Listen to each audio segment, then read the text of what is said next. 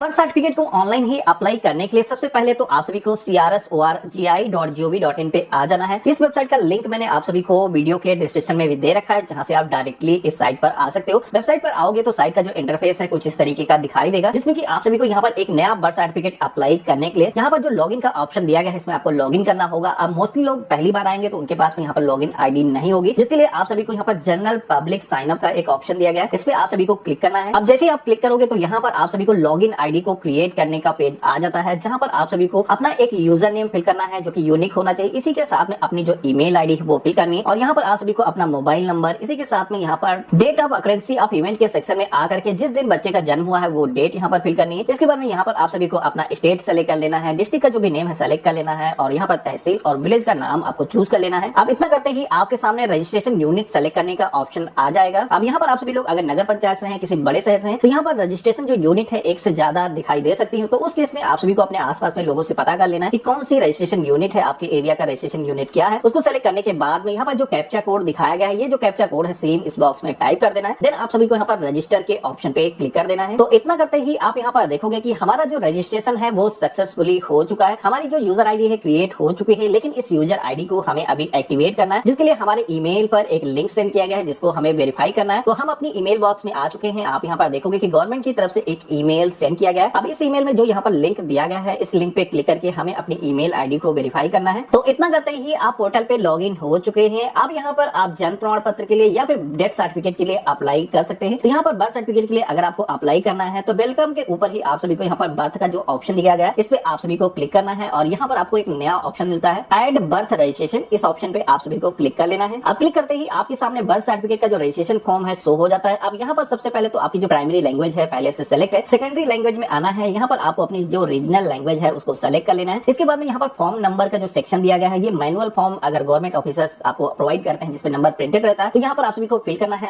ये मैंडेटरी नहीं है, अगर आप सभी के पास फॉर्म नंबर नहीं है तो इसे आप ब्लैंक भी छोड़ सकते हैं। इसके बाद में रिपोर्टिंग जो डेट है ये आज की डेट सेलेक्ट रहेगी। इसके बाद में पेज में नीचे की तरफ आना है। अब यहाँ पर आप सभी से बच्चे की इंफॉर्मेशन मांगी जा रही है, जिसमें कि बच्चे का जो भी जन्म का दिनांक है वो दिनांक इस कैलेंडर के माध्यम से आप सभी को सेलेक्ट कर लेना है, और बच्चे का मेल फीमेल जो भी जेंडर है सेलेक्ट कर लेना है। इसके बाद में नीचे की तरफ आपको आना है। अब यहाँ पर आप सभी को बच्चे का जो नेम है इस बॉक्स में फिल करना है। यहाँ पर ये जो नेम है मैंडेटरी नहीं है, अगर जन्म के उपरांत तुरंत ही आप अप्लाई कर रहे हैं तो बच्चे का अगर नामकरण नहीं हुआ है तो आप इनको ब्लैंक भी छोड़ सकते हैं। अगर नामकरण हो चुका है तो यहाँ पर बच्चे का नाम फिल करना है, मिडिल नेम फिल करना है, इसी के साथ में यहाँ पर लास्ट नेम, इस तरीके से अलग अलग सेपरेट नेम आप सभी को फिल कर लेना है। इसके बाद में ईआईडी नंबर के सेक्शन में आना है। यहाँ पर आप सभी लोगों को बच्चे का अगर आधार का एनरोलमेंट हुआ है तो वो नंबर आप यहाँ पर दे सकते हैं। आधार नंबर जनरेट होकर के अगर आ चुका है तो वो आधार नंबर भी आप यहाँ पर फिल कर सकते हैं। इन दोनों में से एक कोई भी डिटेल आपको फिल करनी है। इसके बाद में पेज में नीचे की तरफ आना है। अब यहाँ पर प्लेस ऑफ बर्थ के सेक्शन में बच्चे का जहाँ पर भी जन्म हुआ है उसके बारे में कुछ इन्फॉर्मेशन मांगी जा रही है। अब सबसे पहले तो जन्म का जो स्थान है वो सेलेक्ट करना है, जिसमें कि बच्चे का जो जन्म है अगर घर पे हुआ है तो यहाँ पर आपको हाउस का जो ऑप्शन है सेलेक्ट कर लेना है। अब यहाँ पर आप सभी को अपना जो घर का पता है जहाँ पर भी बच्चे का जन्म हुआ है वो यहाँ पर आप सभी के आईडी प्रूफ पर जिस तरीके से होता है सेम यहाँ पर आप सभी को फिल कर देना है। सबसे पहले तो बिल्डिंग का जो नेम है, हाउस नंबर है, और उसके बाद में स्ट्रीट लेन का नाम यहाँ पर फिल कर देना है, और इसी के साथ में यहाँ पर पोस्ट ऑफिस, और यहाँ पर आप सभी को अपना स्टेट और डिस्ट्रिक्ट को चूज कर लेना है। इसके बाद में सब डिस्ट्रिक्ट यानी कि तहसील को सेलेक्ट कर लेना है, और यहाँ पर आपको अपने विलेज का नाम चूज कर लेना है। पिन कोड यहाँ पर इस बॉक्स में फिल कर देना है। अब जन्म स्थान को फिल करने के बाद में नेक्स्ट सेक्शन आता है, जहाँ पर आप सभी को बच्चे के फादर की इन्फॉर्मेशन को फिल करना है। अब यहाँ पर फादर का जो फर्स्ट नेम है इस बॉक्स में फिल करना है, मिडिल नेम, लास्ट नेम, जिस तरीके से हमने बच्चे का नेम फिल किया उसी तरीके से अलग अलग सेक्शन में फिल कर लेना है। रीजनल लैंग्वेज में भी आप सभी को पेरेंट का नाम फिल कर देना है। यहाँ पर फादर का जो आधार नंबर है फिल कर देना है। ईमेल आईडी इस बॉक्स में फिल कर देना है। यहाँ पर आप सभी को फादर का जो मोबाइल नंबर है फिल कर देना है। अब फादर का नेम फिल करने के बाद में नीचे के सेक्शन में आपको मदर की डिटेल्स को फिल करना है। यहाँ पर first name, middle name, last name, इसी के साथ में रीजनल लैंग्वेज में माँ का नाम फिल कर देना है। Aadhaar number, email ID, mobile number fill कर लेना है। इसके बाद में पेज में नीचे की तरफ आओगे। अब नेक्स्ट ऑप्शन आता है जहाँ पर आप सभी को बच्चे के जन्म के समय माता पिता का जो पता था वो यहाँ पर फिल करना है, जिसमें कि यहाँ पर आप सभी लोग हाउस और बिल्डिंग का नेम यहाँ फिल करेंगे, स्ट्रीट का नेम फिल कर देंगे। इसी के साथ में जिस तरीके से आपके आईडी प्रूफ पर एड्रेस होता है सेम उसी तरीके से यहाँ पर फिल कर लेना है। यहाँ पर पोस्ट ऑफिस को चूज कर लेना है, स्टेट और डिस्ट्रिक्ट का सिलेक्शन कर लेना है, और सब डिस्ट्रिक्ट के सेक्शन में तहसील का नाम चूज कर लेना है, और यहाँ पर आपको विलेज या फिर अपने शहर का नाम चूज कर लेना है, और यहाँ पर आप सभी को अपना जो पिन कोड है फिल कर देना। ये जो पता है आप सभी की जो आईडी प्रूफ पर पता है उससे डिफरेंट भी हो सकता है, क्योंकि बच्चे का जब जन्म हुआ है उसके बारे में वर्तमान पते के बारे में पूछा जा रहा है। तो अगर बच्चे के माता पिता काम के दौरान किसी दूसरे शहर में थे तो वहाँ का ही एड्रेस यहाँ पर फिल कर सकते हैं। अब नेक्स्ट सेक्शन आता है जहाँ पर आप सभी से माता पिता का जो स्थायी पता है यहाँ पर आप सभी को वो एड्रेस फिल करना है जो एड्रेस माता पिता का स्थायी है, जो उनके आईडी प्रूफ पर प्रिंट है। तो यहाँ पर जिस तरीके से आप सभी लोगों ने करंट एड्रेस को फिल किया उसी तरीके से परमानेंट एड्रेस को यहाँ पर फिल कर देना है। इसके बाद में नीचे की तरफ आना है। पेरेंट का परमानेंट एड्रेस फिल करने के बाद में नेक्स्ट ऑप्शन आता है सूचना दाता का, जिसमें कि ये जो फॉर्म है जो भी फिल कर रहा है उसकी डिटेल्स को यहाँ पर देना है। जिसमें कि आप देखोगे कि यहाँ पर यूजर नेम पहले से ही फिल है, तो यहाँ पर इसे फिल रहने देना है। और यहाँ पर जो आप सभी का जो एड्रेस आपने ऊपर फिल किया है और वही एड्रेस जो फॉर्म को फिल कर रहा है उसका ही है, यानी कि माता पिता जो भी फिल कर रहा है उसका भी है। तो यहाँ पर आप सभी को एक ऑप्शन दिया गया है टिक करने का, please check information address same as permanent address. तो इस ऑप्शन पे क्लिक कर देना है। तो आप यहाँ पर देखोगे कि आपका जो एड्रेस है ऊपर से ऑटोमेटिक यहाँ पर आ जाएगा। जिसके बाद में आप सभी को सेव के ऑप्शन पे क्लिक कर देना है। आप सेव के ऑप्शन पे क्लिक करते ही आपका जो फर्स्ट पेज है वो सेव हो चुका है। इसी के साथ में आप सभी के सामने सेकंड पेज आता है, जिसमें कि यहाँ पर आप देखोगे माँ का निवास का शहर की इन्फॉर्मेशन मांगी जा रही है, जिसमें कि यहाँ पर माता का जो भी एड्रेस है निवास का वो यहाँ पर आपको फिल करना है। सबसे पहले स्टेट और यहाँ पर शहर का नाम चूज कर लेना है। इसके बाद में टाउन विलेज जो भी है चूज कर लेना है और यहाँ पर आप सभी को वो जो है गांव का नाम चूज कर लेना है। अब नेक्स्ट ऑप्शन आता है जहाँ पर आप देखोगे फादर और मदर की जो भी एजुकेशन क्वालिफिकेशन है उसके बारे में पूछा जाता है। तो यहाँ पर जो भी एजुकेशन है यहाँ पर चूज कर लेना है। अगर अशिक्षित है तो यहाँ पर अशिक्षित का भी ऑप्शन दिया गया है। इसी के साथ में फादर मदर का जो भी ऑक्यूपेशन है, जो बिजनेस है, अगर गृहिणी है तो हाउस वाइफ का भी यहाँ पर ऑप्शन दिया गया है। तो यहाँ पर जो भी हस्बैंड काम करता है यहाँ पर सेलेक्ट कर लेना है। इसी के साथ में माँ अगर गृहिणी है तो यहाँ पर हाउस वाइफ का जो ऑप्शन दिया गया है उसको चूज कर लेना है। अब यहाँ पर ऑक्यूपेशन डिटेल्स को फिल करने के बाद में नीचे की तरफ आप देखोगे तो कुछ अदर इन्फॉर्मेशन भी आप सभी से मांगी जा रही है, जिसमें कि यहाँ पर आप सभी को बताना है कि माँ की एज क्या थी जब उसकी शादी हुई थी। तो यहाँ पर एज शादी के टाइम जो भी उनकी एज थी फिल कर देना है। इसी के साथ में बच्चे का जो है जब जन्म हुआ है उस समय माँ की क्या एज थी यहाँ पर आप सभी को फिल करना है। और यहाँ पर आप सभी को बताना है कि इस बच्चे के अलावा इससे पहले कोई भी बच्चे थे उस माँ के, तो यहाँ पर आप सभी को फिल करना है। और यहाँ पर आप सभी को बताना है डिलीवरी अटेंशन टाइप, बच्चे का जो जन्म है वो किस मेथड से हुआ है, जिसमें कि यहाँ पर अगर किसी भी हॉस्पिटल में हुआ है तो यहाँ पर आपको चूज करना है, या फिर रिश्तेदार के पास में हुआ है, या फिर परंपरागत तरीके से बच्चे का जन्म हुआ है तो यहाँ पर आपको सिलेक्शन कर लेना है। इसी के साथ में डिलीवरी मेथड यहाँ पर सेलेक्ट करना है, जिसमें कि अगर नॉर्मल डिलीवरी हुई है या फिर हॉस्पिटल में डिलीवरी हुई है तो यहाँ पर आप सभी को सेलेक्ट करना है। इसके बाद में बच्चे का जो है जन्म के समय में कितना वेट था यहाँ पर फिल कर देना है। इसके बाद में बच्चे की माँ की जो भी जितने दिनों की प्रेगनेंसी थी जन्म के समय पर वो यहाँ पर आप सभी को फिल कर देना है। यहाँ पर आप सभी को ध्यान रखना है ये जो इन्फॉर्मेशन है हफ्तों में फिल करनी है, यानी कि वीक्स में यहाँ पर इन्फॉर्मेशन को फिल करनी है। अब नीचे की तरफ आप देखोगे तो यहाँ पर फॉर्म हमने पूरी तरीके से फिल कर लिया है। अब यहाँ पर आप सभी से एक रिपोर्टिंग फॉर्म मांगा जा रहा है, जो कि रिपोर्टिंग फॉर्म आप सभी को मैनुअल अपने हाथों से फिल करना होता है। अब ये जो फॉर्म है आप सभी को मैं वीडियो डिस्क्रिप्शन में या अटैचमेंट आप सभी को दे दूंगा। अब ये जो फॉर्म है जो भी आप सभी को बच्चे की इन्फॉर्मेशन है बर्थ के समय पर वो सारी इन्फॉर्मेशन इस फॉर्म पर आप सभी को फिल करनी है और यहाँ पर आप सभी को अपने सिग्नेचर करने हैं। यहाँ पर आप सभी को अपलोड कर देना है। यहाँ पर ये जो फाइल है आप पीडीएफ फॉर्मेट में अपलोड करेंगे। इसके बाद नीचे की तरफ आना है। यहाँ पर आप सभी को रिमार्क के सेक्शन में कुछ भी रिमार्क अगर आप देना चाहे तो यहाँ पर फिल कर सकते हैं। अदरवाइज आप सभी को यहाँ पर सेव का जो ऑप्शन दिया गया है इस पे आप सभी को क्लिक कर देना है। आप सेव के ऑप्शन पे क्लिक करते ही आप यहाँ पर देखोगे मेरा जो फॉर्म है वो सबमिट हो चुका है, लेकिन हम इसी के साथ में पोर्टल से भी लॉग आउट हो चुके हैं। अब हम दोबारा से यहाँ पर लॉग इन करेंगे अपने स्लिप को प्रिंट करने के लिए। अब दोबारा से लॉग इन हो करके यहाँ पर हमें एक ऑप्शन दिखाई देगा इनकम्प्लीट रजिस्ट्रेशन फॉर्म, इस ऑप्शन पे हम क्लिक करेंगे। अब इतना करते ही आप यहाँ पर देखोगे कि हमारा जो रजिस्ट्रेशन है वो सक्सेसफुली हो चुका है। हमारे सामने एक पीडीएफ फॉर्म जनरेट होकर के आ चुका है। अभी जो पीडीएफ फॉर्म आप सभी को दिया गया है इस पीडीएफ फॉर्म को आप सभी को प्रिंट कर लेना है और इसके साथ में आप सभी के जो भी दस्तावेज हैं वो आधार कार्ड माता पिता का सेलेक्ट कर लेना है और आप सभी को बच्चे के जो भी डॉक्यूमेंट हैं जच्चा बच्चा टीकाकरण कार्ड वो सारे डॉक्यूमेंट आप सभी को अटैच कर लेने हैं इस फॉर्म के साथ में। और इस फॉर्म को आप सभी को सबमिट करना है बर्थ डेट रजिस्ट्रार के पास में, जो कि अगर आप सभी लोग ग्रामीण क्षेत्र से हैं तो आप सभी को ये जो ऑफिसर्स हैं आपके ब्लॉक में मिल जाते हैं। आप सभी को यहाँ पर उनका जो एड्रेस है दिया गया है। इसी के साथ में अगर आप नगरीय क्षेत्र से हैं तो आप सभी को ये जो ऑफिसर्स है आपको नगर पंचायत में मिल जाते हैं, आप सभी को नगर निगम के ऑफिस में मिल जाते हैं। तो वहाँ पर आप सभी को जाकर के ये फॉर्म सबमिट करना है। फॉर्म को सबमिट करने के बाद में करीब 15 दिनों के अंदर आप सभी का जो बर्थ सर्टिफिकेट है आपको इशू हो जाता है, जिसका आप सभी को एसएमएस भी मिल जाता है। इसी के साथ में आप सभी का जो बर्थ सर्टिफिकेट है आपको ईमेल पर प्राप्त हो जाता है, जिसे आप प्रिंट करके रख सकते हैं। इसी के साथ में फिजिकल जो आप सभी का बर्थ सर्टिफिकेट है वो भी आपको